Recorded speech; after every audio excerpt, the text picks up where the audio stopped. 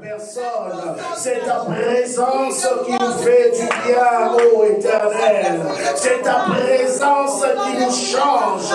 C'est ta présence qui nous transforme. C'est ta présence qui nous régénère. C'est ta présence, Seigneur, oh Dieu, Yahweh qui nous, oh Yahweh qui nous satisfait.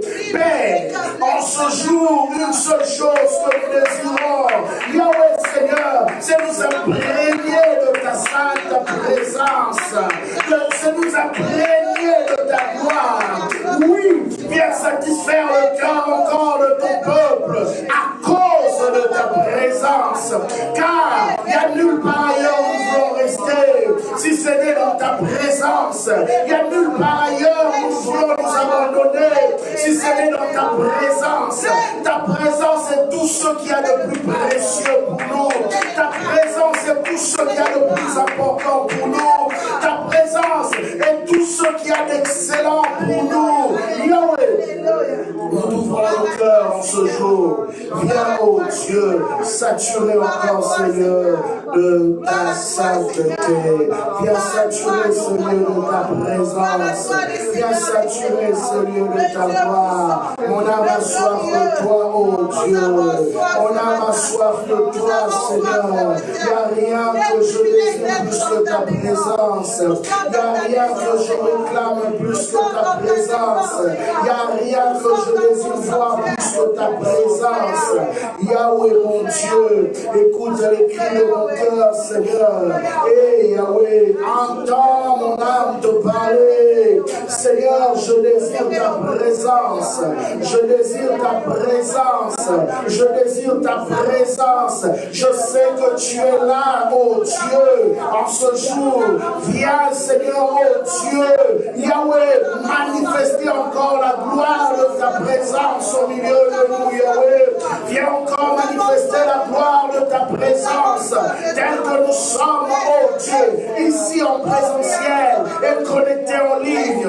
Yahweh, commence à toucher nos vies, commence à toucher nos vies. Nous avons soif de toi, Seigneur. Nous avons soif de toi, oh Dieu. Il n'y a rien, Seigneur, que nous désirons voir plus que toi. Il n'y a rien que nous désirons connaître, oh Dieu, plus que ta réalité. Seigneur, voici ce temps qui t'est dédié. Viens honorer encore, Seigneur, le Saint-Nom de Jésus. Viens honorer encore, Saint-Esprit, le nom de Jésus dans la vie de ton peuple. Oui, Seigneur, touche-nous d'une manière particulière. Touche-nous d'une manière particulière. Touche-nous d'une manière particulière ce matin. Touche-nous d'une manière particulière en ce jour. Touche-nous d'une manière particulière. Nous ne pouvons pas ressentir de ce temps. Yahweh, Père, sans une touche du ciel. Nous ne voulons pas ressortir de ce lieu sans une visitation de ta part. Nous ne voulons pas ressortir de ce lieu, Seigneur, oh Dieu, sans un témoignage de ce que tu as fait, de ce que tu auras fait au milieu de nous. Oui, Père. Nous avons besoin de toi. Le Seigneur des Seigneurs. Le Dieu puissant, le glorieux, le sang pareil. Béni soit l'Éternel, béni soit le Dieu de gloire. Alléluia. Merci Seigneur. Nous sommes là. Nous sommes là. Nous sommes là, Seigneur. Nous sommes là, Seigneur. Nous sommes là, Seigneur. Nous sommes là, Yahweh. Nous t'attendons, ce lieu. Fais comme tu veux, Papa. Et relâche ta parole. Relâche ton onction, Seigneur. Un débordement, Rebosaya. Gloire à toi. Je viens diminuer dans ta présence. Alléluia. Merci, Seigneur.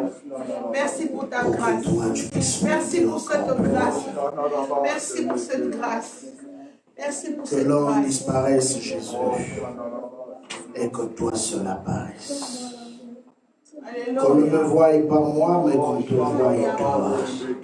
Qu'on ne m'entende pas, mais qu'on t'entende. Libère encore, Seigneur, ton mystère en ce jour. Que le ciel demeure ouvert. Alléluia, merci mon Dieu. Que le ciel demeure Merci ouvert. mon Dieu, mon roi. Que les anges montent et descendent, Merci Seigneur. mon Dieu, mon roi. Que quelque chose de particulier commence à remplir l'atmosphère de vie. Que quelque chose de nouveau commence à remplir l'atmosphère de vie. Oui, cette journée est à toi.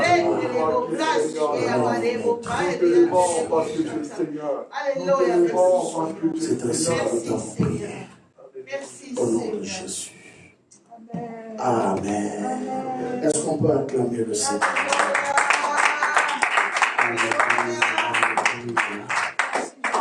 Merci Seigneur. Nous bénissons le nom de notre Dieu pour ce temps.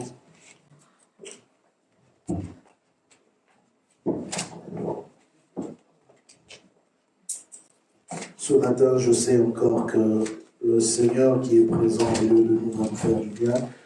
Excusez-moi, j'aimerais demander à ceux qui sont là si vous pouvez venir de ce côté. Ça me fera moins de...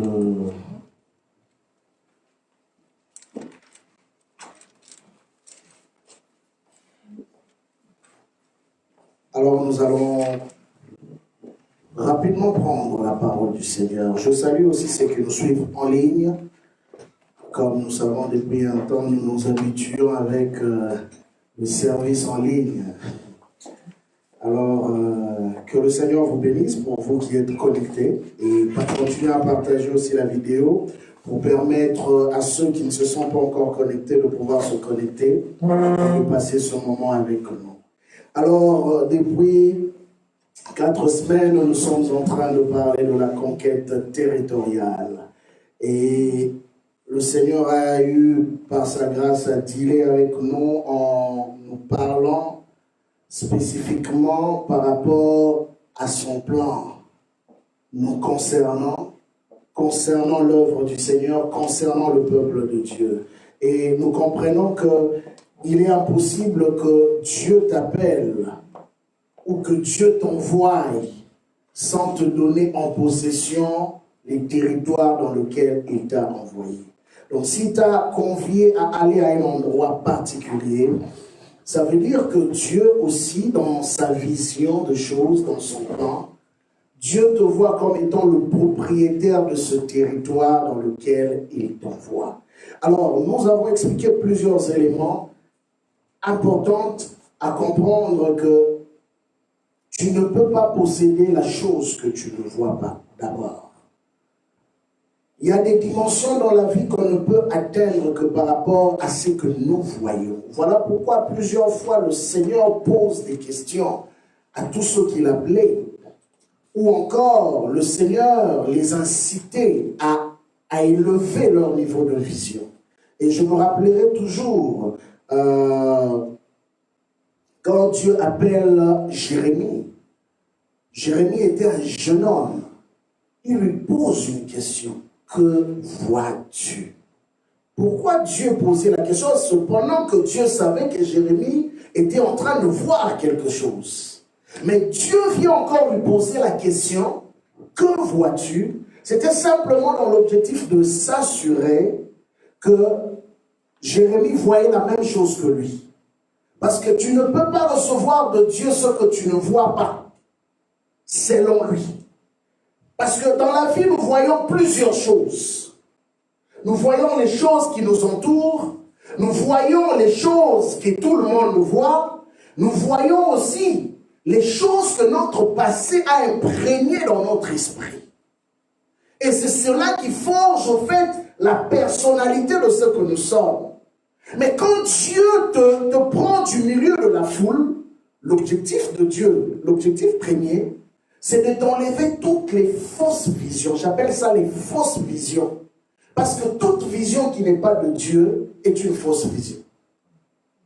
Il commence par t'enlever toutes les fausses visions que tu as de la vie, que tu as de toi, que tu as de la société, pour t'imprégner la vraie vision qui est sa vision pour toi. Jérémie, en se regardant, se voyait un petit jeune homme. Mais Dieu voyait en lui un grand prophète des nations. Donc il fallait que l'esprit de Jérémie soit formaté à l'image de la vision que Dieu avait pour lui avant d'être utilisé par le Seigneur. Mais juste après avoir dialogué avec Dieu, Dieu a voulu s'assurer encore que Jérémie avait réellement compris sa mission. Et Dieu lui pose la question, que vois-tu? Après 4 semaines de cet enseignement que nous venons d'avoir, je peux encore nous poser aussi la question ce matin. Que vois-tu de ta réalité ici à Montréal, ici à Québec, dans la ville où tu es, je ne sais dans quelle ville aux États-Unis, je ne sais dans quelle ville en Europe ou encore en Afrique, en Haïti, je ne sais pas où est-ce que tu es actuellement. Mais que vois-tu de la vision de Dieu pour ta vie? Parce que c'est ça qui va maintenant déterminer tes actions prochaines. C'est ça qui va déterminer ta mentalité même dans le fonctionnement quotidien. Voilà pourquoi la première des choses que Dieu dit avec en l'homme, c'est notre état d'esprit. J'aime un homme dans la Bible, avant d'entrer dans ma matière de ce matin, j'aime un homme dans la Bible, comment il était capable de parler à sa propre âme. Cet homme, c'est, je peux dire, pas l'un, mais le plus grand chantre de l'histoire de la Bible. La personne de David. Qu'est-ce qui a fait que cet homme vive dans la louange? Qu'est-ce qui a fait que cet homme vive dans l'adoration, dans les actions de grâce? C'est parce que quelque part, cet homme avait une mentalité forte. Et j'aime l'un de ces psaumes où il écrit, « Mon âme, pourquoi t'as battu au-dedans de moi ?» Il pose la question, mais écoute, comment tu peux te poser la question à toi-même? C'est parce que l'homme avait compris que le plus grand champ de bataille dans la vie de l'homme se trouve au niveau de sa propre pensée. Alors il questionnait son âme pour, au fait, en d'autres termes, rappeler à son âme. Est-ce que tu ne réalises pas que pendant que toi tu es triste, abattu, il y a un Dieu qui est capable de changer ta situation? Il y a un Dieu qui est fidèle à ses promesses. Pendant que toi tu pleures, il y a un Dieu qui n'échoue jamais dans ses plans. Alors il se pose la question, il dit, mais mon âme, moi je ne te comprends pas. C'est comme si je parlais à une autre personne. Moi je ne te comprends pas. Pourquoi tu pleures? Tu as un Dieu. C'est comme ce matin je pourrais te dire, tu as un Dieu. Et puisque tu as un Dieu, regarde les choses d'une manière différente. Puisque tu as un Dieu, change ton regard de ceux qui t'entourent. Et c'est ça qui va déterminer les actions. Je ne dis pas l'action. Parce que quand Dieu vient dans la vie d'un homme, il vient proposer plusieurs actions. Voilà pourquoi l'apôtre Paul, ayant compris cela, il dit ceci, que nous, avec Christ, nous allons de gloire en gloire, de territoire en territoire, de domination en domination, d'avancement en avancement, de possession en possession. Il a dit de gloire en gloire.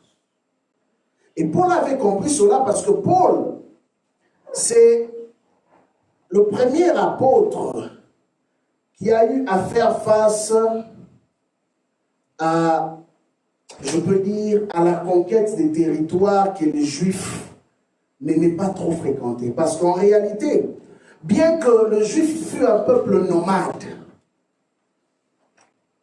mais en même temps, c'était un peuple très fermé par rapport aux autres. La preuve, nous avons lu l'histoire de la conquête de Canaan. Nous voyons que même Dieu, quand il les envoie dans les autres territoires, Dieu leur dit, n'entraient pas en alliance avec ces personnes-là. Donc les Juifs sont restés un peuple très fermé vis-à-vis des autres. Ils avaient leur Dieu, ils avaient leur culture, ils ne s'associaient pas aux autres. Et nous voyons ça même dans leur mentalité actuelle.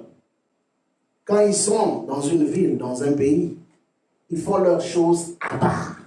Donc c'est une mentalité qui est restée pérennisée dans leur esprit. Pendant des siècles, des millénaires, ils sont restés comme ça. Mais l'apôtre Paul maintenant a été suscité expressément par le Seigneur pour briser cette barrière. Voilà l'avantage de l'évangile. L'apôtre Paul est venu pour aller conquérir d'autres territoires en étant capable de s'intégrer dans la façon de faire, mais dans un seul objectif, gagner ces gens-là pour le royaume. Mais comment faire? Parce que ces peuples avaient sa culture, ces peuples avaient sa façon de faire, avaient sa mentalité. Il y avait des étapes à franchir. Alors aujourd'hui, nous allons lire deux passages qui sont des passages de base pour nous ce matin. Et c'est avec ça que nous allons un peu parler pendant quelques minutes. Nous sommes d'abord dans le livre des Actes des Apôtres, chapitre 14.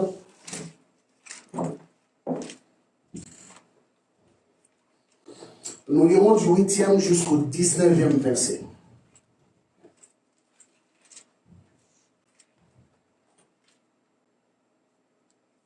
La Bible dit ceci.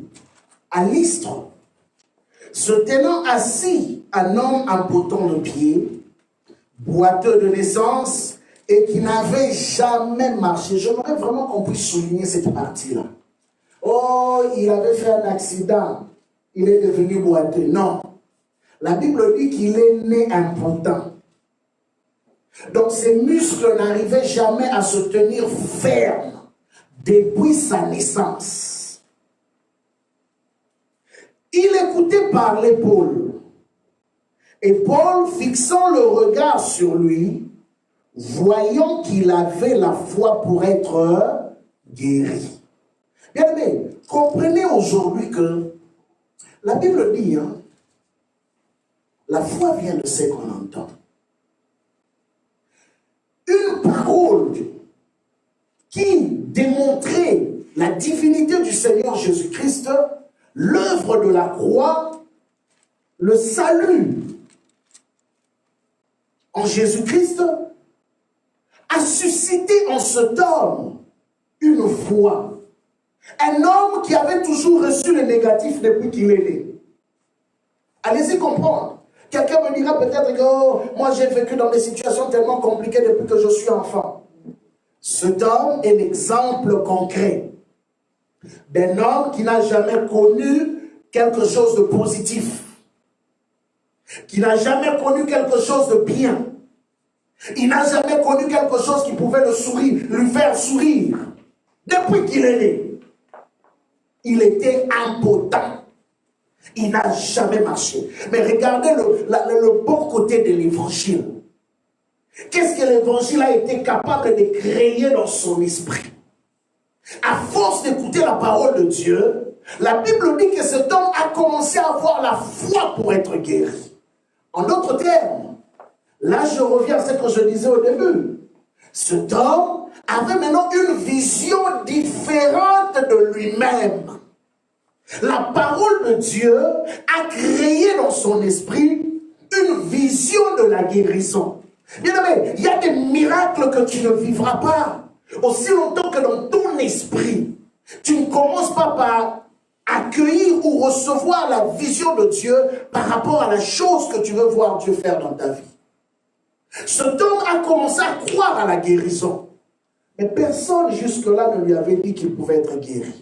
Et je crois même que les médecins pouvaient lui dire, en termes techniques, ça, la sœur Noémie peut connaître ça, peut-être des rotules, des histoires dans les pieds, tu manques ceci, des trucs compliqués. Donc tu ne peux jamais marcher, parce que tu es né comme ça, impotent. Quand quelqu'un est né impotent, ça veut dire qu'il y a quelque chose qui manque. Mais la parole de Dieu est venue créer une foi pour lui dire que ce que tu as toujours manqué, tu es capable de l'avoir en Christ. Et comment Paul a su? Bien aimé, comprenez que dans les domaines de l'esprit, les esprits se communiquent. Par un regard, je peux savoir si tu as la foi dans ce que je dis ou tu doutes de ce que je dis. La Bible dit, Paul le fixa et voyant qu'il avait la foi pour être guéri. Ce n'est pas l'homme qui a dit à Paul que j'ai la foi. Mais le regard pouvait attester.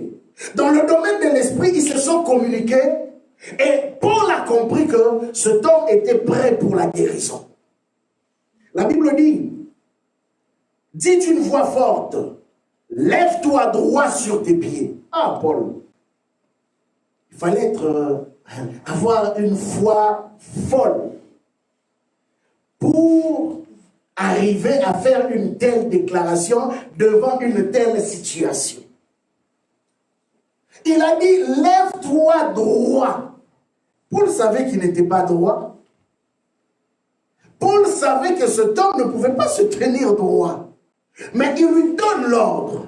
Il lui dit, lève-toi droit. Il précise, sur tes pieds. La même chose qui te posait problème. Aujourd'hui, à cause de la parole de Dieu, est en train de changer. Toi qui n'arrivais pas à te tenir droit, à cause de tel ou tel autre problème, la parole de Dieu vient pour redresser tous ceux qui étaient courbés. Amen. Lève-toi droit sur tes pieds. Et il se leva d'un bond. Bien aimé, il n'a pas eu besoin d'aide. On ne lui a pas donné des béquilles. Oh, j'aime la parole de Dieu. On ne lui a pas donné des béquilles. Il n'y a personne qui l'a soutenu. Oh, mon frère, tiens ma main. Non. La parole qui est sortie de la bouche de l'homme de Dieu a eu une telle puissance dans l'esprit de l'homme. Simplement pourquoi? Parce qu'au départ, l'homme avait en lui-même la foi pour être guéri. Donc l'homme de Dieu n'a pas eu à forcer. C'était devenu plus facile pour lui de libérer une parole qui pouvait changer la situation de cet homme. L'homme a accepté la parole. La Bible dit d'un bond il se leva. Et il marcha. Qui lui a appris à marcher? Même un enfant. Écoutez, on n'a pas dit qu'il a tutubé. On n'a pas dit qu'il a tâtonné en marchant. Mais on a dit qu'il marcha. Alors j'imagine un peu la scène. Un enfant qui apprend à marcher, il fait quelques pas et puis après il tombe. Mais lui, la Bible est claire. La Bible dit qu'il a marché. Ça veut dire qu'il n'est pas tombé. Il n'a pas eu besoin d'être dans la suite. C'est ça la puissance de Dieu bien-aimé. Amen. La Bible continue. À la vue de ce que Paul avait fait, la foule éleva la voix et dit en langue lycaonienne, le Dieu sous une forme humaine sont descendus vers nous. Regardez les hommes. Les hommes oublient souvent la source de ce qui nous arrive. Ils ont oublié qu'il a parlé, Paul prêchait Jésus. Comprenez-vous? Paul a expliqué à ces hommes que c'est Jésus qui est capable de tout faire. C'est Jésus que je suis venu vous présenter. Paul ne s'est jamais présenté. Il n'a jamais dit que j'étais un Dieu. Il n'a jamais dit que j'étais une divinité quelconque. Mais ces hommes, leur première réaction, ils dirent que les dieux sous une forme humaine sont descendus vers nous. Pourquoi? Je peux comprendre. J'entre un peu dans leur mentalité. De toute leur vie, ils n'avaient jamais vu une telle chose. La preuve, si de telles choses pouvaient se passer, je crois que ces paralytiques-là, ou cet impotent-là, allait déjà marcher. Donc, si jusque-là, cet impotent n'a jamais marché, ça veut dire que malgré leur dimension occulte, ils n'ont jamais été capables de solutionner ce problème. C'est comme dira quelqu'un, le diable peut détruire, mais il ne sait jamais arranger. Vous savez, souvent les sorciers, qu'est-ce qu'ils font? Quand ils jettent un sort sur une personne, la vie de la personne est détruite. Mais les combles, c'est quoi? Ils ne sont jamais capables d'aller arranger ce qu'ils ont eu à détruire. Et là, il n'y a que Jésus qui peut le faire. Cet homme était dans le milieu occulte. Ce milieu-là était un milieu des gens qui faisaient allégeance à des divinités autres que notre Seigneur. L'une des raisons pourquoi leur première réaction, c'était d'élever leur divinité qu'ils adoraient. C'était leur première réaction. Ils appelaient Barnabas Jupiter et Paul Mercure. Ils leur ont même donné des noms. Parce que c'était lui qui portait la parole. Les prêtres de Jupiter dans les temples. Maintenant, c'est la partie importante que j'aimerais que nous puissions retenir. La Bible dit, parce que les prêtres de Jupiter dans le temple étaient à l'entrée de la ville, emmena de taureaux avec des bandelettes vers les portes et voulaient de même que la foule offrir un sacrifice. Un sacrifice pour faire quoi? Pour adorer Paul, pour adorer Barnabas. Les apôtres, Barnabas et Paul, ayant appris cela, déchirèrent leurs vêtements et se précipitèrent au milieu de la foule en se criant, « Ô hommes, pourquoi agissez-vous de la sorte? Nous aussi, nous sommes des hommes de la même nature que nous. » Bien aimés, vous savez, il y a quelque chose qui retient beaucoup mon attention dans cette histoire, juste pour ouvrir une parenthèse. C'est l'humilité de ces deux hommes. Aujourd'hui, un homme, un pasteur, un prophète, tout ce que vous voulez, opère un tel miracle, on va l'appeler Major. On va l'appeler Big Prophet. On va l'appeler tout ce que vous voulez. Et il ne va jamais arrêter les gens pendant qu'on va commencer à lui donner des noms. Archibishop, tout ce que vous voulez. Il va accepter cela. Cette gloire-là, il va la prendre. Mais l'attitude de ces gens m'impressionne, bien aimé. Ce miracle-là, ce n'était pas un petit miracle. Hein? Ce n'était pas un miracle de mots de tête qui disparaît. C'était quelqu'un qui n'a jamais marché de toute sa vie. C'est sérieux cette affaire.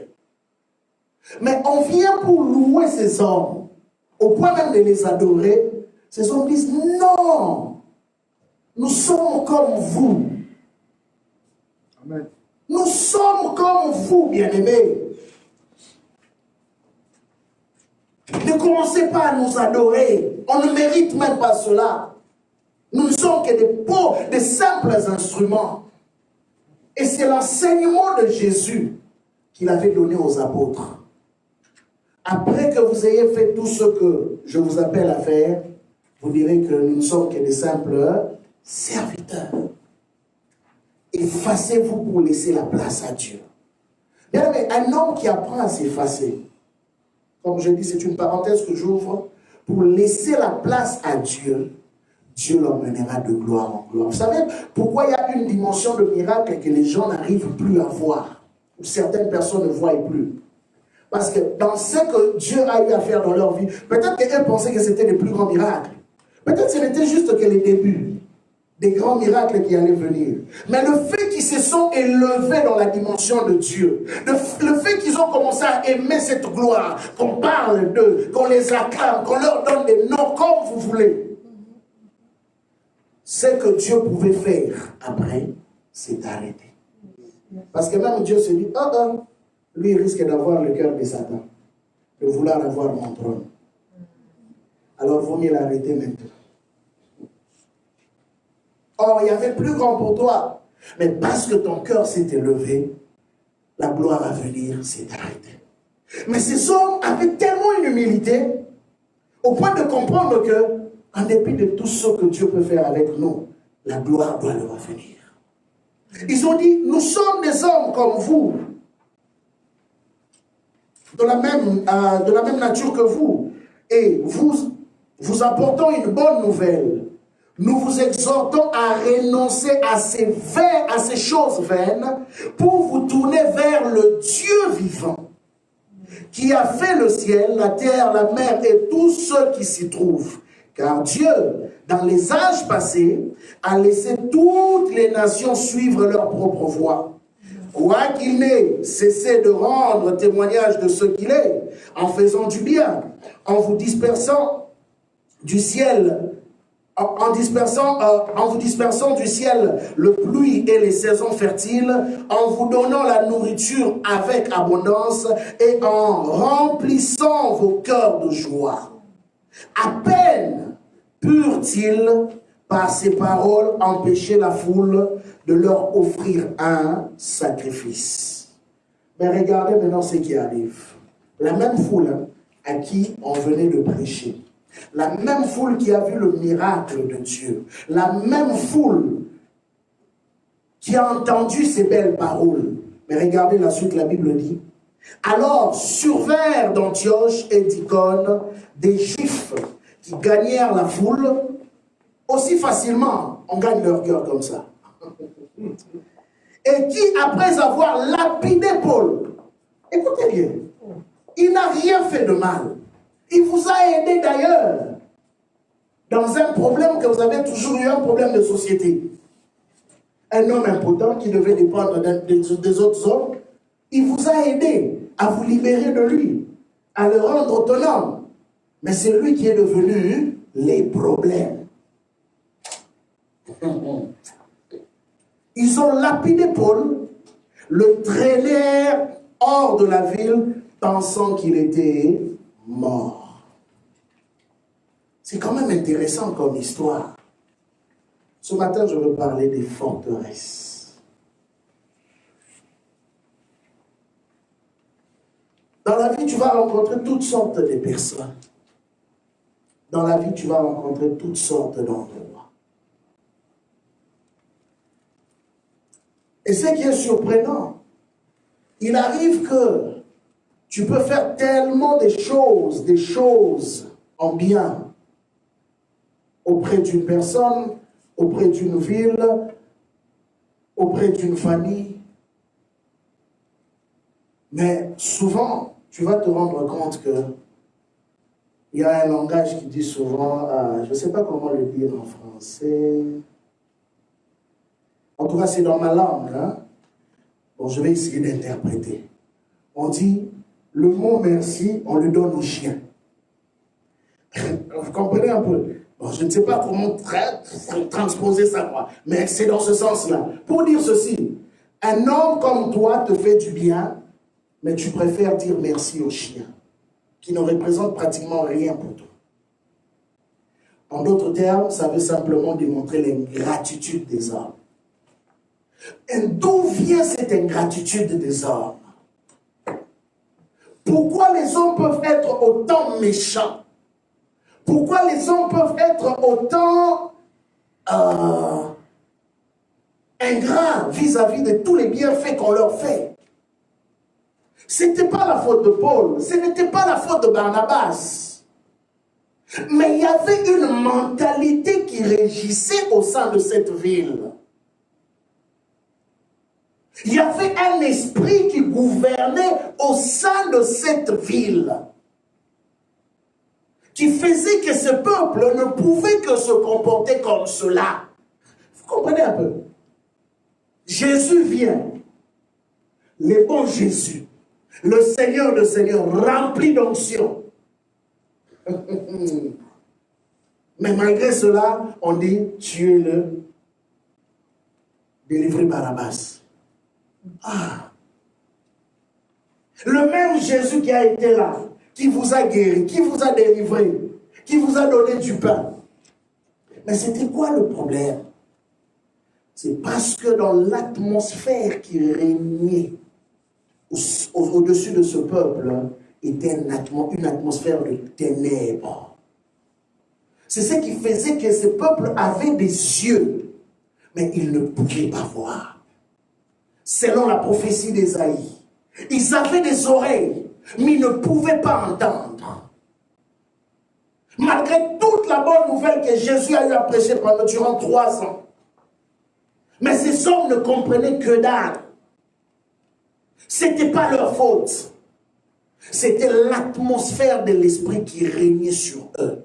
Voilà pourquoi à la croix, Jésus dira, pardonne-leur car ils ne savent pas ce qu'ils font. En fait, Jésus faisait allusion à l'esprit qui les avait rendus aveugles. Or, l'apôtre Paul explique encore clairement cela en disant ceci. L'évangile que nous prêchons, s'il est voilé, il est voilé pour qui? Pour ceux qui périssent. Pourquoi? Parce que le prince de ce monde, j'aime dans une autre version comment on explique ça, a mis un voile.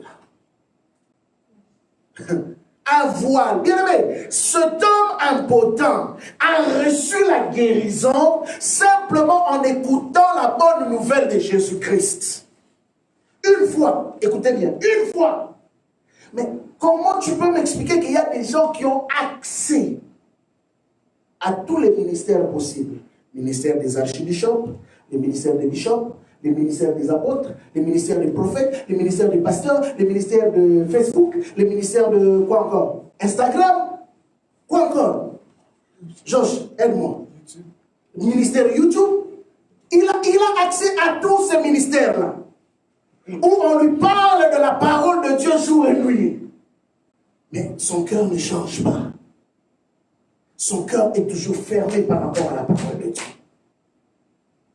Bien aimé, des hommes comme ça, je crois qu'ils devaient tous faire allégeance à Jésus-Christ. Mais regardez leur première réaction. Ils ont préféré apporter des sacrifices pour élever les hommes dans la dimension de la divinité. Simplement parce que c'était une ville qui était contrôlée par un esprit.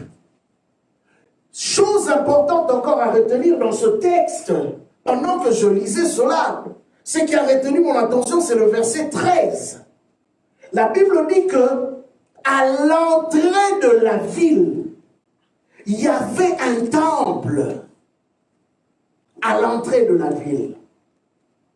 Bien aimé, vous savez, le diable ne positionne pas les choses en vain.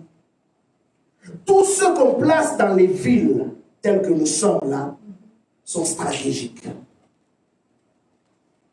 Sont stratégiques. Vous allez vous poser la question, pourquoi Mont-Royal? Vous allez vous poser la question, pourquoi c'est le niveau le plus élevé qu'on a choisi d'aller mettre une croix, mais qui n'est pas la croix de notre Seigneur. Parce qu'en réalité, Jésus-Christ n'est plus sur la croix. Il est déjà ressuscité. Mais pourquoi on a choisi l'endroit le plus élevé pour placer une croix dans la ville où nous sommes? Il y a des choses qui se passent dans les villes qui ont des symboles, qui sont des symboles, qui ont leur raison d'être. Dans cette ville, tous ceux qui entraient dans la ville de Lystre étaient sous la domination de leur divinité. Pourquoi? Parce qu'à l'entrée déjà de la ville, tout le monde était salué par la présence de celui auprès de qui ils fléchissaient leurs genoux. De la même façon, bien aimé, Jésus-Christ donne un enseignement. J'aimerais ouvrir un peu dans ce sens. Il dit, dans toute ville où vous allez, allez chercher la maison, les maisons, ok? Des frères de paix. N'allez pas dans n'importe quelle maison. Vous savez pourquoi Jésus-Christ même lui-même, en enseignant, va dire aux gens, n'allez pas dans n'importe quelle maison. Pensez-vous qu'étant chrétien, on peut aller ou fréquenter toutes les maisons? Savez-vous qu'il y a des ministères qui ont été engloutis pour avoir fréquenté des mauvaises maisons? Savez-vous qu'il y a des vies qui ont été détruites pour avoir fréquenté des mauvaises maisons? Des maisons envoûtées. L'une des raisons pourquoi, quand je parle souvent de la délivrance, pour ceux qui le savent, je leur dis toujours, s'il y a une chose que j'aimerais vous éviter de faire, c'est d'aller faire des délivrances dans les maisons des gens. Parce qu'il y a des réalités spirituelles qui sont attachées aux maisons des gens. Jésus insiste. Il dit, allez dans les maisons de paix. Ok? S'il y a un frère de paix dans une maison, même quand vous allez dire que la paix du Seigneur soit avec vous, la paix sera libérée. Mais s'il n'y a pas un frère de paix dans une maison, même si vous dites que la paix du Seigneur soit avec vous, la paix ne sera jamais dans cette maison. C'est un principe spirituel. Et Jésus dit, quand on vous chassera dans une maison, ou une façon de dire, quand on refusera de recevoir l'évangile que vous apportez, vous allez épousseter vos pieds. Spirituellement, cela est symbolique. Vous savez pourquoi? Parce que c'est les mêmes pieds qui ont foulé les sols de cette maison, n'est-ce pas? La Bible dit, partout vous foulez la plante de vos pieds, je vous donne ce territoire, n'est-ce pas? Alors, si un territoire vous refuse, qu'est-ce qu'il faut faire? Il faut divorcer de ce territoire. Alors, le fait d'épousseter ses pieds veut dire simplement que je me détache de tout lien qui peut avoir entre moi et cette maison. Amen. C'est des réalités spirituelles, mais Jésus parlait comme ça. Les disciples ont compris ça après. Mais au début, ils ne comprenaient pas qu'est-ce qu'il voulait réellement dire. Épousseter vos pieds, mais est-ce que je vais aller dans chaque maison, j'époussette mes pieds, je dis, mais écoute, on risque de vous lapider. Quelqu'un te voit épousseter tes pieds devant sa maison, tu dis, ok, comme tu as refusé de me recevoir, alors j'époussette mes pieds et puis je pars. Hey, si aux États-Unis, il va te sortir une carabine, là, et tu vas disparaître. Mais c'est un langage spirituel pour nous faire comprendre que chaque territoire est gouverné. Ces territoires étaient gouvernés par le dieu Jupiter et le dieu Mercure. Ces gens faisaient allégeance et pour eux, tous ceux qui étaient d'ordre spirituel ne pouvaient venir que de ces deux divinités. Rien d'autre. L'une des raisons pourquoi, bien aimé, je vais aller maintenant dans la réalité dans laquelle nous sommes. Vous constatez qu'au Québec, je parle particulièrement du Québec. Si tu n'es pas du Québec, alors on voit par rapport à ta ville. Je sais qu'il y a des choses aussi qui sont liées. Alors je parle du Québec parce que nous sommes au Québec. Au Québec en particulier, vous voyez les gens être très sceptiques à l'évangile. Vous savez pourquoi? La première question, qu'est-ce qui a fait que cette population québécoise puisse grandir?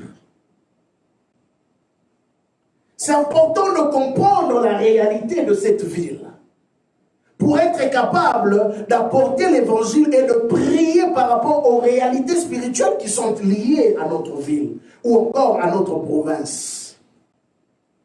Qu'est-ce qui a fait que la Nouvelle-France, qui est devenue aujourd'hui le Canada, puisse grandir en nombre d'habitants? Les premiers venus qui sont arrivés, entre autres Jacques Cartier et Champlain et tout le reste, quand ils ont fait allégeance, ils ont fait alliance avec les autochtones, ils sont allés faire le rapport au roi. Mais le problème, c'était que les autochtones ont accepté, mais nous sommes peu nombreux. Alors comment faire pour peupler ce nouveau territoire? Ils ont demandé au roi. Écoutez bien la demande. Ils ont demandé au roi de leur envoyer des femmes. Et vous savez qu'est-ce que le roi a fait? Le roi a pris les femmes des mœurs légères.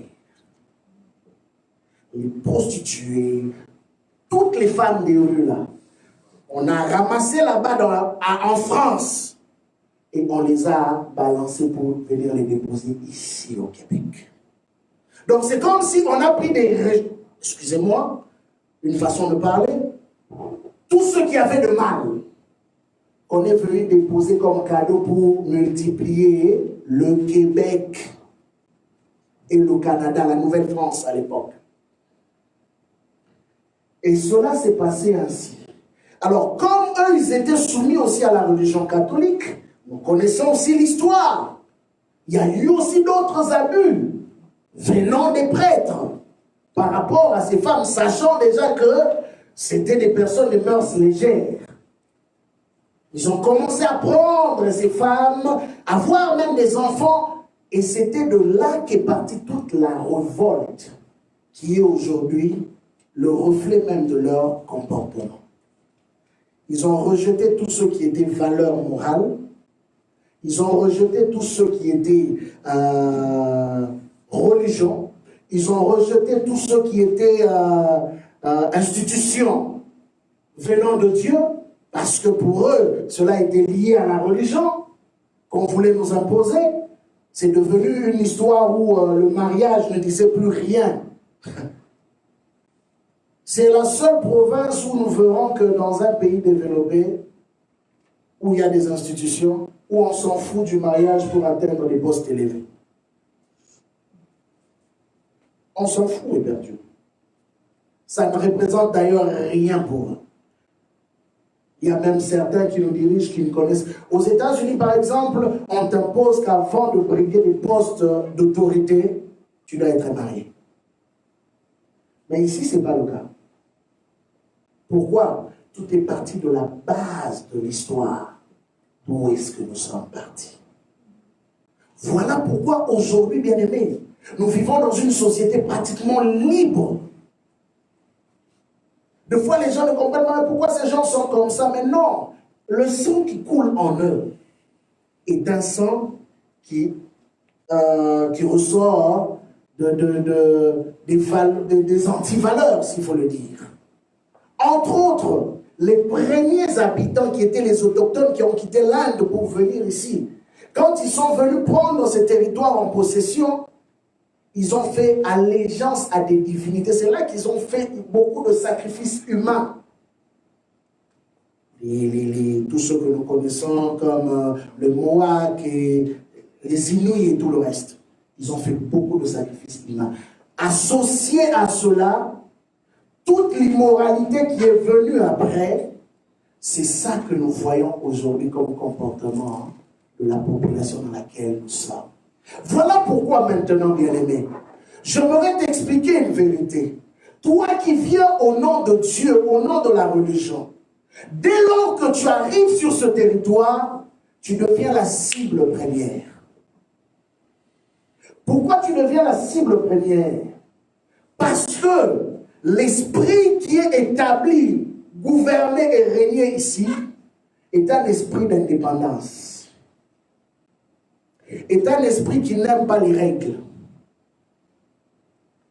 Voilà pourquoi, à un moment donné, nous constatons qu'à tous les niveaux de la société, les gens veulent vivre une forme d'indépendance, mais une indépendance qui n'est pas basée dans les principes divins de l'indépendance, mais une indépendance de personnes qui ne veulent pas être soumises à des règles et à des lois.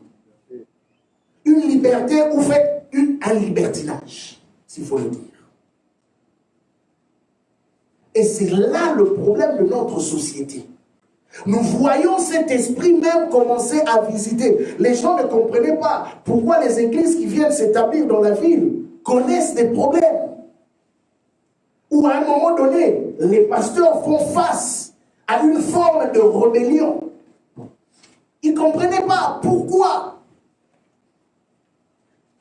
Les pasteurs font face à une forme de division. Pourquoi? Parce que cet esprit-là, à un moment donné, que tu le veuilles ou pas, visitera ton ministère. À un moment donné, que tu le veuilles ou pas, visitera ta maison. À un moment donné, que tu le veuilles ou pas, visitera ton entourage. Et si tu ne comprends pas que tu es en train de dealer avec ce type d'esprit, tu vas te battre dans les vides. Vous savez, dans chaque territoire, il y a des principes qu'il faut appliquer pour pouvoir prendre possession du territoire.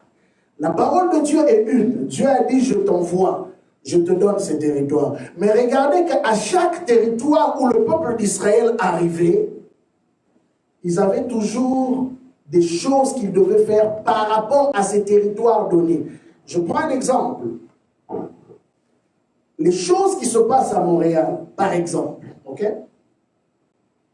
C'est sûr que Montréal sera peut-être la base. Mais il y a quelque chose que tu retrouveras à Longueuil qui ne sera pas à Montréal. Il y a quelque chose que tu retrouveras à Repentigny qui ne sera pas à Montréal. Il y a quelque chose que tu retrouveras à Laval qui ne sera pas à Montréal. La preuve, c'est que même à Montréal seulement, nous voyons qu'il y a plusieurs formes d'entités qui gouvernent. Tu vas vers le nord, tu vas trouver la délinquance, le gangstérisme et tout le reste. Tu vas vers le sud de Montréal, je parle du sud de Montréal, plus vers le centre-ville, là-bas, avant d'arriver vers Longueuil. Tu vas trouver plusieurs types d'esprits. Il y a l'esprit de pauvreté, bien que c'est le centre-ville. Il y a la prostitution. Il y a aussi la drogue. Ainsi de suite. Tu vas vers l'ouest. Tu trouves que les gens sont plus centrés sur l'argent. Ça, c'est l'esprit qui règne à l'ouest. Et c'est là que tu vas trouver la plupart des riches de Montréal. Vers l'ouest. Ainsi de suite. Et bien aimé, en étant un peuple envoyé par le Seigneur, quand nous venons dans un territoire, la meilleure des choses à faire, c'est d'étudier d'abord la mentalité de ce peuple. Pourquoi? Quand nous parlons des forteresses, je pourrais définir cela. La forteresse, c'est quoi? La forteresse est un lieu qui a été fortifié dans le but de résister. Si je dois définir ça comme ça, selon les dictionnaires. La forteresse est un lieu qui a été fortifié dans le but de résister. Qu'est-ce qui te résiste? Physiquement, tu ne le vois pas, mais spirituellement, ça existe. Qu'est-ce qui te résiste? Une fois, on a emmené un homme de Dieu, un prophète américain au centre-ville. Bon, en fait, on n'avait pas d'autre hôtel. Hein. Le seul hôtel où on pouvait le loger, c'était au centre-ville. Le lendemain, l'homme vient nous poser la question. Pasteur, comment vous faites pour vivre dans cette ville? Moi, je dis, mais comment? Il dit, mais non, j'ai été combattu toute cette nuit par l'esprit d'impudicité qui règne au centre-ville. Et Dieu lui a fait comprendre que l'esprit qui gouverne par-dessus tout, c'est l'esprit d'impudicité. Nous avons dit ici, Montréal a été bâti par quoi? On a pris des femmes de mœurs légères qu'on nous a ramenées. Donc, des gens qui sont habitués à ce style de vie. Alors, ce n'est pas étonnant que la conséquence de cela, nous retrouvons qu'au niveau familial, il y a plein de divorces. Les gens ne veulent pas se marier. Ils préfèrent avoir des relations sans engagement. Pourquoi? Parce qu'ils veulent leur indépendance. Même certains qui sont mariés juste de façade. Mais la vie du couple n'existe plus. Parce que l'esprit qui gouverne, c'est cet esprit-là.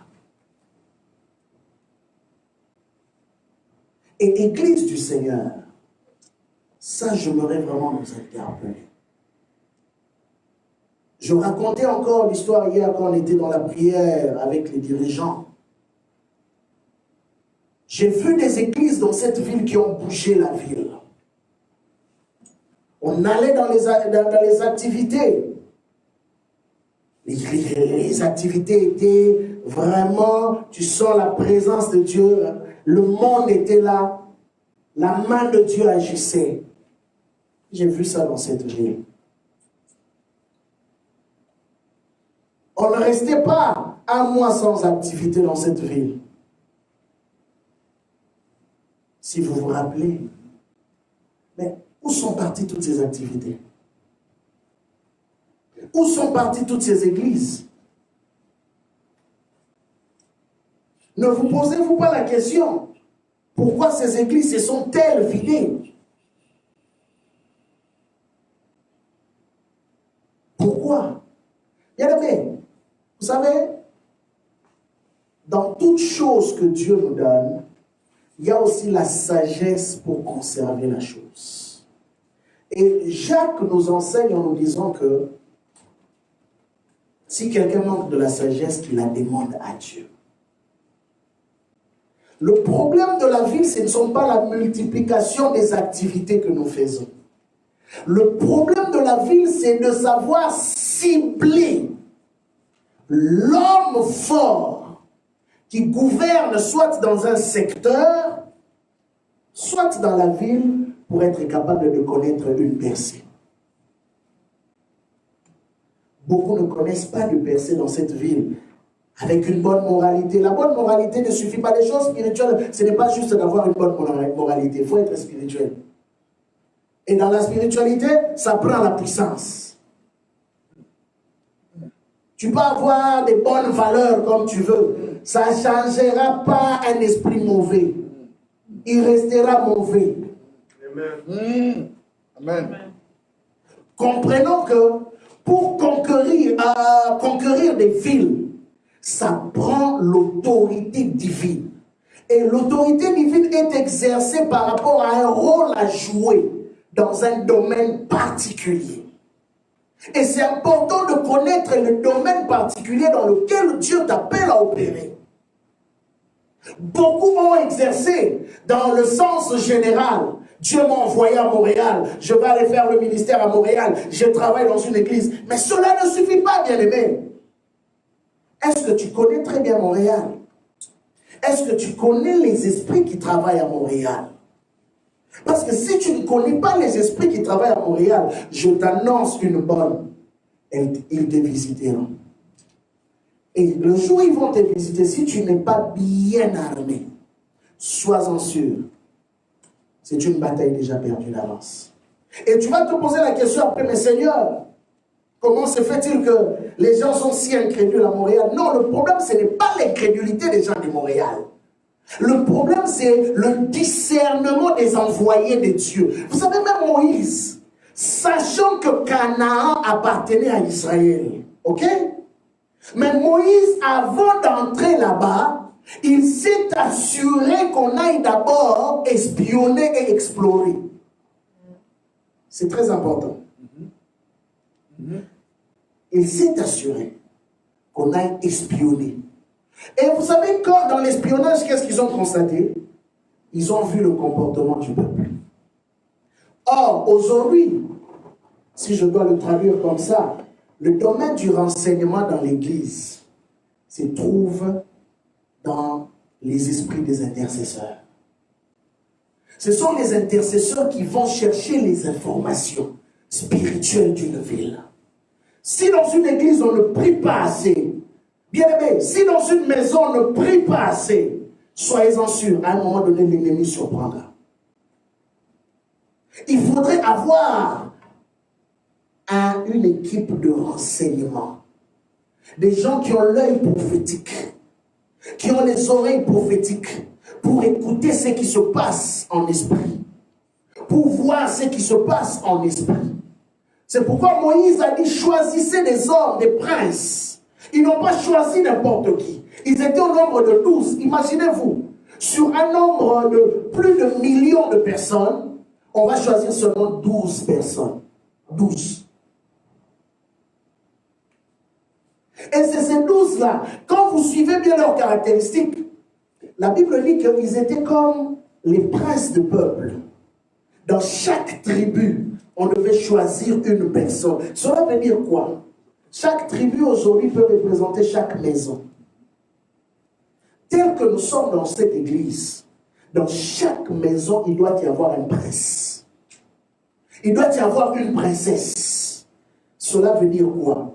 Un homme ou une femme qui a l'oreille aiguisée, qui a les yeux ouverts, qui est capable d'aller trouver les informations auprès du trône de Dieu pour préserver sa maison. Parce que, écoutez, si tu ne sais pas gérer d'abord ta propre maison spirituellement, comment seras-tu capable de faire l'œuvre du Seigneur? Il te sera impossible. Parce que les démons que tu combats chez toi à la maison, et peut-être les petits frères du petit frère du petit frère du petit frère de celui qui combat l'église.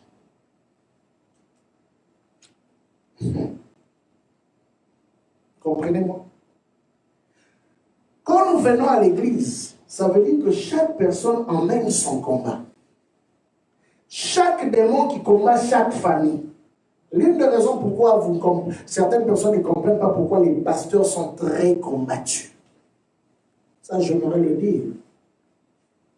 C'est parce que les pasteurs entrent dans les combats de tout le monde.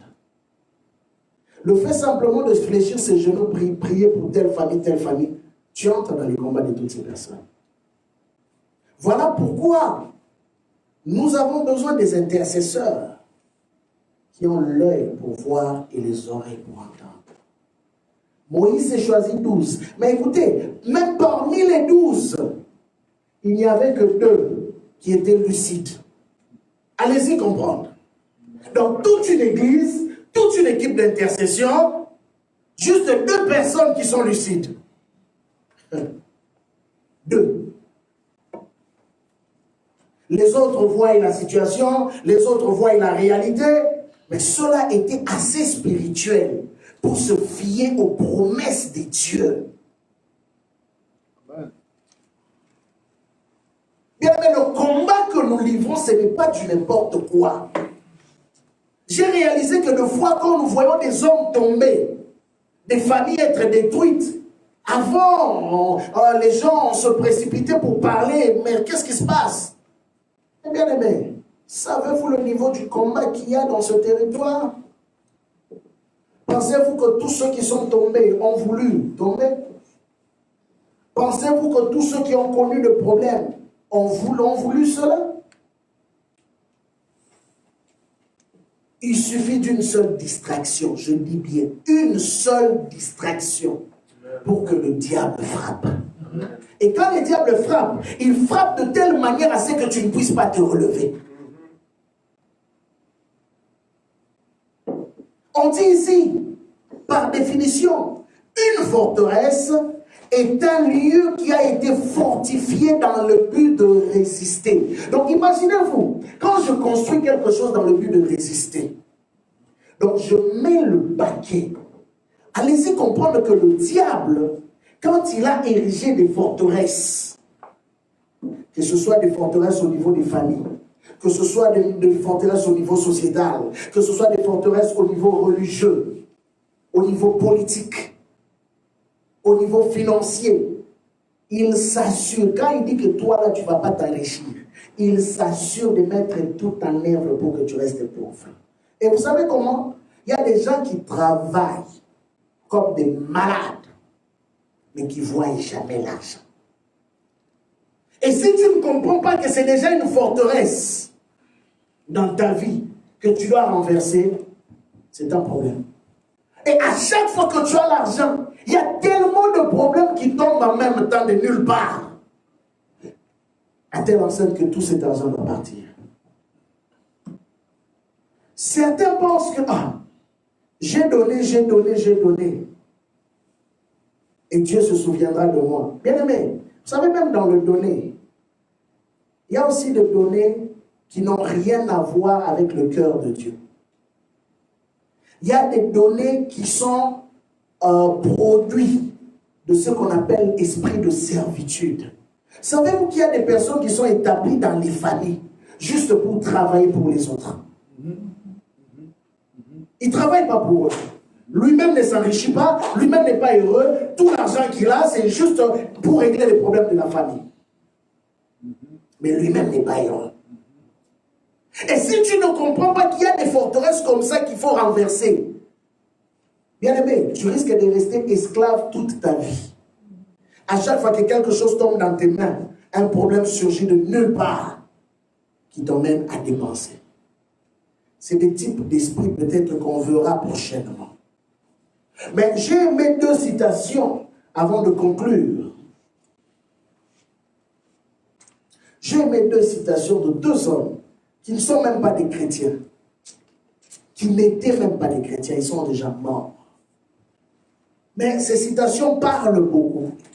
Le premier dit ceci: l'orgueil est en nous comme la forteresse du mal.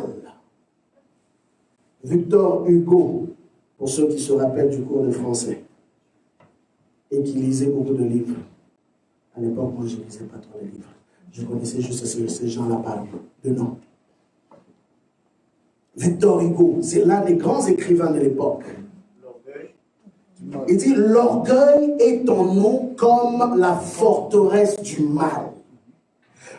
Comprenez-vous que quand un homme n'arrive pas à réaliser que j'ai un problème, ok? Quand un homme n'arrive pas à réaliser qu'il n'y a rien qui ne va dans ma vie, il va se retrouver en train de s'autodétruire, sans pour autant accepter que je suis en train de me détruire. Ce qui fait quoi? L'orgueil devient une forteresse qui aveugle cette personne par rapport à la réalité de sa vie. Quand la Bible dit que, il a juste pris ça que de la Bible, mais il a dit ça en ces mots. La Bible dit que l'orgueil précède la chute ou la ruine. Un homme qui ne réalise pas qu'il y a un problème. Bien aimé, si tu ne réalises pas qu'au Québec, il y a un problème, que l'Église doit s'asseoir dans la présence de Dieu pour trouver solution à cette réalité qui empêche les églises de progresser, d'évoluer, de percer. Bien aimé, nous allons continuer à refaire et à refaire la même chose. Pensez-vous que toutes ces personnes qui au départ n'arrivent plus à s'en sortir dans la ville n'avaient pas la bonne volonté? Bien aimé, j'ai rencontré des hommes de Dieu dans cette ville. J'ai parlé avec beaucoup d'entre eux. J'ai vu la volonté de beaucoup qui voulaient voir les âmes être sauvées, qui voulaient voir les églises progresser. Mais aujourd'hui, on ne parle même plus d'eux dans la vie. Tu te poses la question, mais il n'a pas péché. Certaines, ce n'est pas parce qu'ils ont péché. D'autres, ils sont tombés. Mais il y en a d'autres qui ne sont pas tombés dans un péché connu. Mais ils avaient un zèle. Mais un zèle qui était mal orienté. La vision, il faut toujours la garder. Mais il est important d'avoir des stratégies qu'il faut avec la vision. Et ils ont disparu. On ne parle même plus d'eux. On ne parle même plus de leurs églises. On ne les voit même plus sur les affiches. Qu'est-ce qui s'est passé? Mais ils sont vivants, pas morts. Ce sont toutes ces choses qui m'ont ramené à beaucoup de questionnements. Où je me suis dit, non, Seigneur, c'est qu'il y a un sérieux problème dans cette ville. Je ne crois pas qu'il y a un démon au Québec ou au Canada qui soit plus fort que les démons d'ailleurs. Le Dieu que nous servons est plus fort. Ça, je le crois et je le confesserai toujours. Amen. Mais je crois qu'il y a des éléments qui ont manqué à l'Église, qui aujourd'hui nous sommes en train de payer les tributs. Nous n'avons pas posé les bonnes questions. Nous sommes venus avec les ailes d'ailleurs, les ailes d'Haïti, les ailes de la Côte d'Ivoire, les ailes du Congo, les ailes de la France, des États-Unis. Mais il y a une réalité qui est attachée à cette ville, qu'on n'a pas pris le temps d'étudier. Combien d'entre nous ont pris le temps d'aller en profondeur de la problématique québécoise ou de la problématique canadienne? Combien d'entre nous sont allés même en retraite pour poser des questions à Dieu? C'est quoi la réalité de la ville dans laquelle je suis?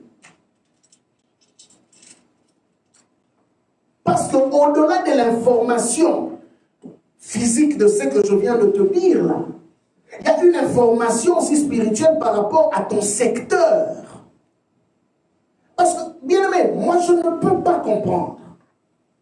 Aujourd'hui, après tant d'années dans cette ville, et je le dis toujours, dans une province, je ne parle même pas du Canada, je parle de la province québécoise. Je suis venu ici en 2002. La plus grande église avait 3500 membres. Et cela est resté pareil jusqu'à aujourd'hui. Ça fait combien? 19 ans. Trouvez-vous ça normal? Il n'y a plus jamais eu une église qui a dépassé ce nombre. Et l'église est restée statique. Et les autres églises se battent. Quand on a une centaine de membres, brrr, on retombe. On a 200 membres, là on est content, il a une grande église. 200 membres, vous appelez ça grande église? Il y a des églises qui ont 50 000. Il y a des églises qui ont 100 000. Et ils continuent toujours à grandir. Mais nous ici, quand tu as 200 membres, tu as une grande église. C'est pas normal. Pendant qu'il y a des millions qui meurent à l'extérieur, il faut qu'on se défie en tant qu'enfant de Dieu. Amen. Il faut qu'on se défie. Arrêtons de dormir, il y a un problème. Nous n'allons pas simplement citer de nom. Oui, Dieu nous a donné le Québec, mais le Québec là, oui, les millions meurent à l'extérieur. Pendant que nous battons simplement avec 100 personnes à l'église. 100 personnes. On est content pour 100 personnes. Tu regardes. Et même ces 100 personnes-là, j'aimerais le dire. Sur la liste, tu as 100 personnes. Présentiellement, tu as 40, 50. Deux fois, s'ils sont gentils, tu as 30. Comprenez-vous un peu? C'est un problème, bien aimé. Alors nous n'allons pas être là juste à venir à chanter dimanche après dimanche, intercession après intercession, enseignement après enseignement. Non! C'est le temps de se réveiller, Église du Seigneur. Si nous ne regardons pas notre réalité en face et que nous faisons semblant, déjà nous tombons même dans les pièges de l'orgueil. C'est que quoi? Nous avons un problème, mais nous ne voulons pas faire face à notre problème. Ça devient une forteresse pour nous. Mais c'est la deuxième citation que j'aime encore plus. C'est d'un autre homme qui s'appelait George Christophe Lichtenberg. Il dit ceci: une tombe est toujours la plus sûre forteresse contre les assauts du destin. Oh! Comment? Ok, je redis. Une tombe est toujours la plus sûre forteresse. Écoutez bien, une tombe est toujours la plus sûre forteresse contre les assauts du destin. Cela veut dire quoi? J'ai aimé comment il a approché cela. Cela veut dire quoi? C'est que temple de Dieu a un destin. Ma soeur Noémie, tu as un destin. Joshua, tu as un destin. Chacun d'entre nous avons un destin. Mais la problématique, c'est quoi? C'est que tu puisses mourir sans avoir accompli ce pourquoi tu as été appelé. Vous comprenez? Et il explique ceci. C'est qu'entre toi et ton destin, il y a une forteresse qui s'appelle la mort. Parce que dans la tombe, on met les morts. Il y a une forteresse qu'on appelle la mort, qui entraîne tous les hommes dans la tombe. Donc si tu n'arrives pas à vaincre cette forteresse qui combat ton destin, tu risques de te retrouver dans la tombe avant d'avoir accompli ce pourquoi tu as été destiné. Et c'est le cas de beaucoup de gens. Beaucoup de gens sont morts sans avoir accompli ce pourquoi ils ont été destinés. Beaucoup de gens se retrouvent dans la tombe. Savez-vous qu'il y a même des gens qui sont physiquement présents, vivants, mais spirituellement, ils ont déjà été enterrés. Si le diable n'arrive pas à t'enterrer physiquement ou à te tuer physiquement, il te tuera spirituellement. Et c'est le cas de beaucoup de gens. C'est pourquoi je nous ai parlé. Il y a des chrétiens vivant dans la ville. Il y a des frères vivants dans la ville, des sœurs vivants dans la ville, des pasteurs, des églises qui existent, mais qui n'ont plus aucun impact, qui n'ont pratiquement plus aucune existence, mais étant présentes. Ils organisent des activités aujourd'hui où personne ne va. Ces églises qui attirent des foules. Alors c'est là que vous comprenez qu'il y a la mort quelque part. Si ce que vous faites n'attire plus, c'est qu'il y a la mort. Alors, si tu comprends qu'il y a la mort, il y a une seule chose à faire. Va te repentir. Va te repentir, va chercher Dieu sérieusement. Reviens au pied du Seigneur comme le fit Marie. Et prie que Dieu te donne, ressuscite tout ce qui était mort en toi, qu'il te donne une nouvelle direction par rapport à ta vie. Bien, mais je ne peux pas concevoir qu'étant enfant de Dieu, nous faisons des choses qui n'ont plus d'impact. Il y a un problème. Conférence sans impact. Culte sans impact. Rien sans impact. Mais on parle, on connaît trop des versets bibliques. Arrêtons avec les versets bibliques. Cherchons Dieu sérieusement. Il faut que les choses changent dans cette ville. Avant d'aller parler des autres villes, parle d'abord de la ville que le Seigneur t'a donnée. Avant d'aller parler des conquêtes, des transformations dans les familles, parle de ta propre famille, bien-aimée. Nous avons un défi. La Bible dit que si tu crois au Seigneur Jésus-Christ, tu seras sauvé, toi et ta famille. Mais dis-moi maintenant, combien de membres de ta famille sont sauvés? Vous savez quoi? Ça revient au principe de la conquête. Quand on dit, tu vas conquérir. Mais il y a un travail aussi. La promesse est là. Mais il y a un travail à faire entre la promesse et l'accomplissement. Pour que les membres des familles soient sauvés. Pourquoi? Parce que les membres de ces familles sont sous un joug. Sous un nuage. Même quand un impotent est guéri, puisqu'ils sont sous un joug, sous un nuage noir, il y a des choses qu'ils ne seront pas capables de voir aussi longtemps que la lumière de Dieu n'a pas visité leur vie. Lance-toi un défi personnel par rapport à ta famille. Seigneur, ma famille doit être sauvée. Tu m'appelles à te servir, sauve ma famille.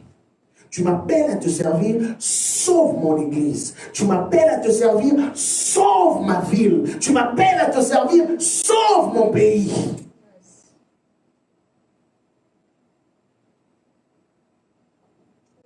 La dernière chose que j'aimerais te dire pour conclure, les forteresses viennent bâtir les mentalités au milieu d'un peuple. Allez dans chaque peuple, vous retrouverez ce qu'on appelle souvent une culture. Et souvent, pas tous, mais souvent, cela est influencé par des forteresses. Ces gens, leur mentalité était influencée par les forteresses, les divinités qu'ils adoraient. Voilà pourquoi même quand l'évangile venait, la bonne nouvelle, il n'arrivait pas à venir. J'aimerais te parler encore rapidement de cette ville, Luc chapitre 7, si je ne me trompe pas, versets 11 à 15. On nous parle de la ville de Naïm. Vous savez ce qui est particulier dans cette ville? On nous parle souvent de cette femme dont Jésus a ressuscité le Fils. Mais ce qui est particulier dans cette ville, c'est que le cimetière se trouvait à l'entrée de la ville. Ici, c'est le temple de leur divinité. Mais à Naïm, c'était le cimetière qui se trouvait à l'entrée de la ville. Donc Jésus entre dans une ville dont l'entrée est composée d'un cimetière. Qui veut dire quoi? C'est une ville qui tuait ses propres fils. Il tuait les destinées des gens. La preuve, c'est que cette femme avait perdu son fils et son mari. Et quelque temps après, elle perd son fils. Et regardez, dans des villages comme celui-là, la Bible nous montre que, selon la culture juive, Jésus ne pouvait même pas s'adresser directement à la femme. Mais qu'est-ce qui se passe? Jésus vient, au lieu d'aller consulter les chefs du village, Jésus les a outrepassés, il est allé directement vers la femme. Pourquoi? Je crois, ça c'est moi, je crois que Jésus savait que le sorcier qui avait bouffé l'enfant, c'était parmi les chefs du village. Voilà pourquoi Jésus n'est pas allé vers les chefs du village. Il est allé directement vers la femme pour lui dire, femme, ne pleure pas. Il y a des situations qui arrivent simplement parce que les réalités de la vie de certains sont contrôlées par des forteresses, des gens qui ne sont pas loin. La Bible nous montre encore l'histoire de Ruth, ou de Naomi plus particulièrement. On nous dit que quand ils sont allés à Moab, l'homme était bien portant. L'homme n'avait pas de problème de santé, ni ses enfants. Mais juste le fait de s'être déplacé pour quitter Bethléem et aller à Moab. La Bible dit que quand il établit sa demeure à Moab, il ne savait pas que Moab était une ville qui tuait les maris. Ah. Cette ville a tué et son mari et ses enfants. Mais ses enfants, on les a tués quand ils s'étaient mariés aussi. Il y a des villes qui détruisent les mariages.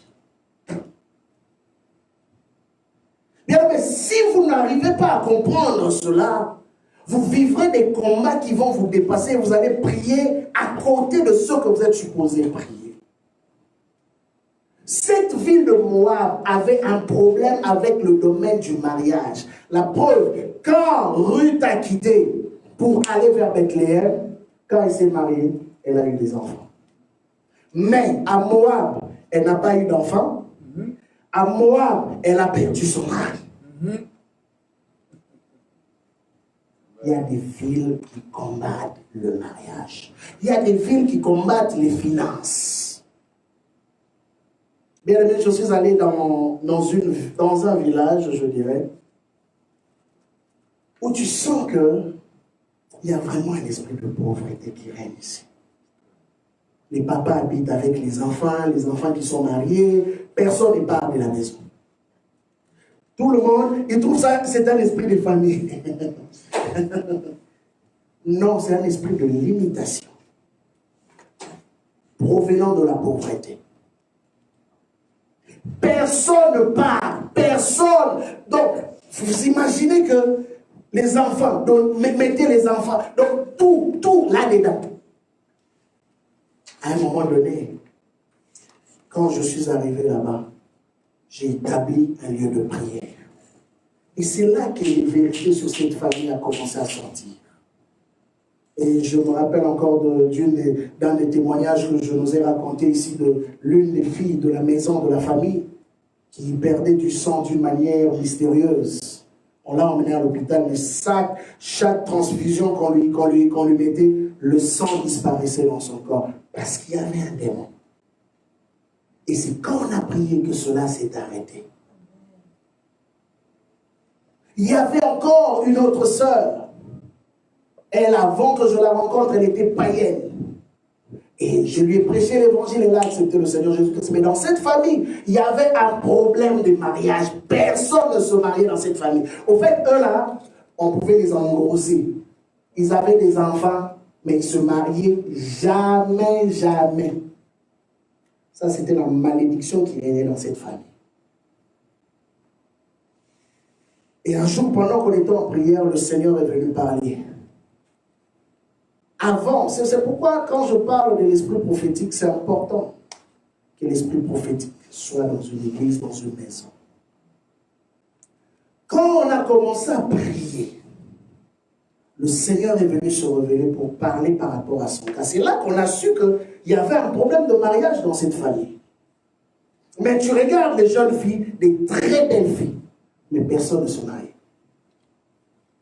Quand on a prié pour briser cela, quelques temps après, elle se mariait avec un médecin. Elle fut la première à se marier simplement parce qu'elle est sortie du joug familial. Il y a des forteresses que l'ennemi établit comme ça pour bloquer les vies des gens. Alors aujourd'hui, nous allons prier. Nous allons prier.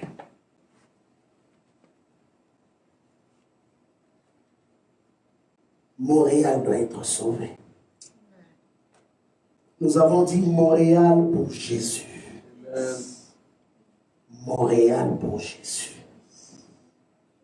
Nos familles doivent être libérées, non pas simplement des petites choses, mais bien, mais il faut que tu commences à voir l'épanouissement au sein de ta famille.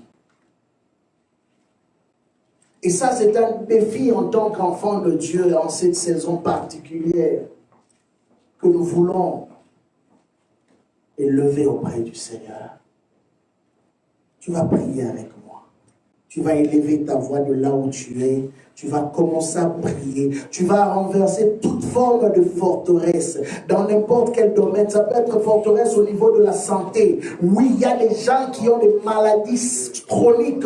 Oui, qui reviennent année après année, génération après génération. Bien aimé, je connais une famille où à chaque 10 ans, il y a quelqu'un d'important qui devait mourir dans cette famille. Jusqu'à ce qu'après quelques pertes, il y a eu des gens qui se sont levés et ont dit non, non, non, non, non, ça ce n'est pas normal. Pourquoi à chaque cycle de 10 ans, il y a une personne importante qui doit mourir? Et l'évangile a commencé à faire son travail. Certains d'entre eux ont donné leur vie au Seigneur. Et depuis que les gens ont commencé à prier, ce cycle de 10 ans a été brisé. Bien-aimé, avec Jésus, cela est possible. Avec Jésus, n'importe quelle situation peut changer. Alors on va prier. On va prier. Élève ta voix, bien-aimé. Oui, tu vas faire une prière comme un guerrier, comme une guerrière. Tu vas faire une prière, élève ta voix, déclare-le aujourd'hui. La délivrance, oui, de ta maison, déclare-le aujourd'hui. La délivrance des membres de ta famille, déclare-le aujourd'hui. La délivrance de ton église, la délivrance de ta ville, déclare-le aujourd'hui. Oui, que la main du Seigneur s'étende et libère tous ceux qui sont captifs. Parce que oui, ce territoire est à toi. Ce territoire t'appartient, ce domaine est à toi. Ne limite pas ce que Dieu est capable de faire dans ta vie. Alléluia. Alléluia, alléluia, alléluia, alléluia. Seigneur mon Dieu, je sais que tu es capable. Je sais qu'il n'y a rien d'impossible à toi. Montréal est à nous. Montréal est à nous. Je le déclare encore aujourd'hui. Je le déclare encore aujourd'hui. Je le déclare encore aujourd'hui. Montréal est à nous. Je le déclare encore aujourd'hui. Montréal est à nous. Je le déclare encore aujourd'hui. Père, ma famille est, Seigneur, libérée de toute influence des choses qui ne viennent pas de toi. Père, je brise tout cycle de limitation, Seigneur, au sein de ma famille, au sein de ton église. Yahweh Père, tous ceux qui ont empêché ton église de progresser, de percer dans cette ville, Éternel des armées, aujourd'hui, dans le nom puissant de Jésus, je viens briser cela. Je viens briser cela. Les hommes ont commencé des églises dans ces territoires, dans cette ville, et nous avons vu la plupart d'entre eux être limités, la plupart d'entre eux connaître des scandales. Éternel des armées, aujourd'hui, dans le nom puissant de Jésus, j'élève ma voix et je renverse ces forteresses qui limitent la percée ministérielle, qui limitent, qui combattent, oh Dieu Père, des serviteurs, Éternel des armées, soit pour les exposer au scandale, soit pour détruire, Seigneur, leur foyer, soit, Éternel des armées, pour détruire leur percée. Oh Dieu, dans le nom puissant de Jésus, Yahweh, je prie que tu étendes ta main, je prie que tu étendes ta main, je prie que tu étendes ta main, Yahweh, que le feu de ta gloire consume aujourd'hui les œuvres qui ne sont pas de toi, Yahweh Père, qui ont péché l'église de grandir, qui ont péché l'église de percer. Seigneur, lève-toi. Seigneur, lève-toi. Que ce cycle continue au sein de nos familles. Yahweh, pour pécher les familles dans de l'avant. Ces maladies chroniques, ces maladies héréditaires. Seigneur, éternel des armées, je viens briser ces malédictions. Je viens briser ces malédictions. Je viens briser ces malédictions. Je viens briser ces malédictions. Je viens briser ces malédictions. Je viens briser ces malédictions. Aujourd'hui, dans le nom puissant de Jésus, que ton feu descende. Je viens briser ces malédictions. Aujourd'hui, Yahweh, je déclare une percée. Je déclare une percée pour mon frère. Je déclare une percée pour ma soeur. Je déclare une percée, Seigneur, dans la vie de ton église. Yahweh Père, que toute limitation soit brisée, que toute limitation soit renversée. Aujourd'hui, dans le nom puissant de Jésus. Père, tu le fais. Tu le fais parce que tu nous donnes cette ville. Tu nous donnes cette province. Tu nous donnes ce pays. Tu nous donnes de dominer, Seigneur. Oui, Seigneur, nous sommes la tête et non la queue. Tu nous donnes de dominer, Seigneur, dans ce pays. Tu nous donnes de dominer, Seigneur, dans cette ville. Tu nous donnes de dominer, Seigneur, dans ce territoire. Tu nous donnes de dominer dans nos familles. Oui, Père, nous annulons l'influence, Seigneur, de l'occultisme au sein de nos familles. Nous annulons l'influence de la sorcellerie au sein de nos familles. Nous annulons l'influence du vaudou au sein de nos familles. Yahweh, je me lève. Yahweh, Père, oh Dieu, comme ce temple que tu as établi aujourd'hui pour renverser toutes ces forteresses. Pour renverser toutes ces forteresses. Je viens dépouiller tout homme fort. Yahweh, qui avait tenu captif, Seigneur Père, oh Dieu, les finances, qui avait tenu captif la vie spirituelle, qui avait tenu captif la santé, qui avait tenu captif les études, qui avait tenu captif le mariage. Yahweh Père, l'épanouissement de ton peuple. Oui, Père. Aujourd'hui, nous déclarons, Seigneur, que ces forteresses tombent. Que ces forteresses tombent, que ces forteresses tombent, que ces forteresses tombent, que ces forteresses tombent.